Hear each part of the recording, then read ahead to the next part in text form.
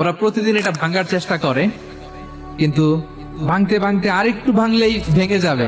ওরা বলে আগামীকাল ভেঙে ফেলবে, ইনশাল্লাহ বলতে ভুলে যায়। এজন্য এরপরের দিন এসে দেখে আবার এটা আগের মতো হয়ে আসছে। কিয়ামতের আগ দিয়ে ওদের মধ্যে এই ইনশাআল্লাহর প্রেরণা আসবে।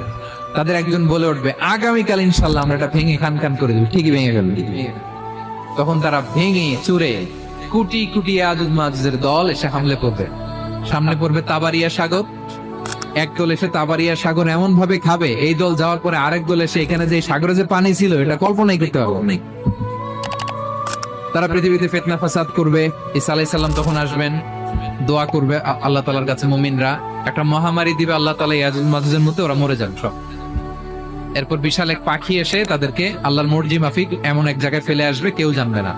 তো তারা যে পচে গলে মাটির সাথে মিশেছিল, এই গলিত লাশ থেকে মাটি খুব উর্বর হয়ে যাবে। এরপর আল্লাহ তাআলা পৃথিবীর মধ্যে